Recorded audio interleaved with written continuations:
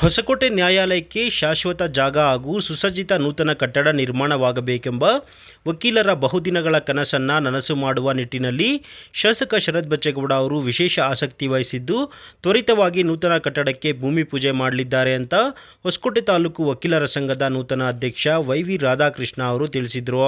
ಈ ವಿಚಾರವಾಗಿ ಸುದ್ದಿಗಾರರೊಂದಿಗೆ ಮಾತನಾಡಿದ ಅವರು, ನ್ಯಾಯಾಲಯದ ಆವರಣಕ್ಕಾಗಿ ಅಗತ್ಯ ಭೂಮಿಯನ್ನು ಮುಂದಿನ 2-3 ತಿಂಗಳೊಳಗಾಗಿ ಸರ್ಕಾರದ ವಶಕ್ಕೆ ತರುವ ವಿಶ್ವಾಸವಿದೆ.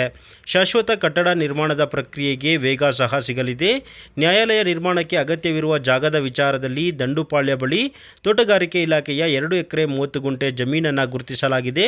ತೋಟಗಾರಿಕೆ ಭೂಮಿಗೆ ಪರ್ಯಾಯ ಜಾಗವನ್ನು ತೌಟಹಳ್ಳಿ ಸಮೀಪ ಗುರುತಿಸಲಾಗಿದ್ದು, ಶಾಸಕ ಶರತ್ ಬಚ್ಚೇಗೌಡ ಅವರ ನೇತೃತ್ವದಲ್ಲಿ ಎಲ್ಲ ಪ್ರಕ್ರಿಯೆಗಳು ಶೀಘ್ರ ಪೂರ್ಣಗೊಳ್ಳಲಿವೆ. ನ್ಯಾಯಾಲಯದ ಶಾಶ್ವತ ಕಟ್ಟಡ ನಿರ್ಮಾಣ ಖಚಿತವಾಗಿ ಆಗಲಿದೆ ಎಂಬ ವಿಶ್ವಾಸವನ್ನು ವ್ಯಕ್ತಪಡಿಸಿದರು.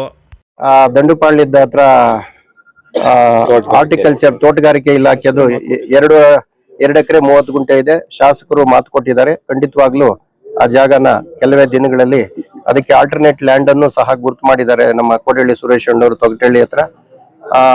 ಶಾಸಕರು ಈ ದೃಷ್ಟಿಯಲ್ಲಿ ಕ್ರಮ ತಗೊಂಡು ಆದಷ್ಟು ಬೇಗ ಒಂದು 2-3 ತಿಂಗಳಲ್ಲಿ ಅದನ್ನ ಕ್ಲಿಯರ್ ಮಾಡಿಸ್ತಕ್ಕಂಥ ಎಲ್ಲ ಭರವಸೆ ಕೊಟ್ಟಿದ್ದಾರೆ. ಆ ನಿಟ್ಟಿನಲ್ಲಿ ಅವರು ಕಾರ್ಯನಿರ್ವಹಿಸ್ತಾರೆ.